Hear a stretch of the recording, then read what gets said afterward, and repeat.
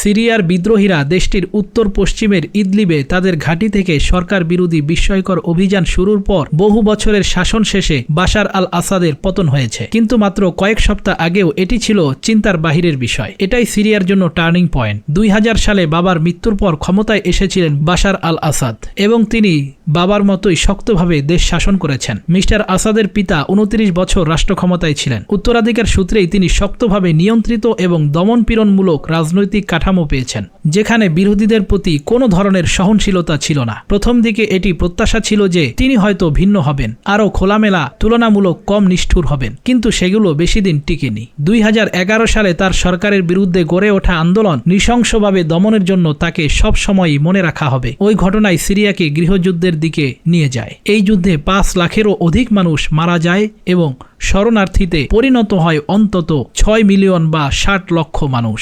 Russia ও ইরানের সহযোগিতা নিয়ে তিনি বিদ্রোহীদের দমন করে নিজেকে রক্ষা করেছিলেন। রাশিয়া তার বিমান শক্তি ব্যবহার করেছিল আর ইরান তার সামরিক উপদেষ্টা পাঠিয়েছিল সিরিয়ায়। পাশাপাশি ইরান সমর্থিত লেবাননে হিজবুল্লাহ তাদের প্রশিক্ষিত যোদ্ধাদের মোতায়েন করেছিল। কিন্তু এর কিছুই এবার ঘটেনি। তার সহযোগীরা নিজেদের বিষয় নিয়ে ব্যস্ত। তারা মিস্টার আসাদকে কার্যত পরিত্যাগ করেছে, অথচ তার সেনারা এদের সহযোগিতা ছাড়া অক্ষম। কিছু ক্ষেত্রে বিদ্রোহীদের থামাতে কার্যত তারা ছিল অনিচ্ছুক। এই বিদ্রোহীদের নেতৃত্ব দিয়েছে ইসলামপন্থী জঙ্গি গ্রুপ হায়াত তাহরির আল শাম। গত সপ্তাহে প্রথমে তারা আলেপ্পো দখল করে কার্যত কোনো প্রতিরোধ ছাড়াই। এটি সিরিয়ার দ্বিতীয় বৃহত্তম শহর। এরপর তার কয়েকদিন পরেই হামা হোমস শহরের গুরুত্বপূর্ণ এলাকা দখলে নেয়। অন্যদিকে পূর্ব ও দক্ষিণ দিক থেকেও এগিয়ে আসছিল বিদ্রোহীরা। ফলে অভিযানের এক পর্যায়ে বিচ্ছিন্ন হয়ে পড়ে দামেস্ক। কয়েক ঘন্টার মধ্যেই বিদ্রোহী যোদ্ধারা রাজধানীতে প্রবেশ করে, যা ছিল আসাদের ক্ষমতার কেন্দ্র। তবে আসাদ পরিবারের 5 দশকের শাসনের অবসান আঞ্চলিক ক্ষমতার ভারসাম্যকে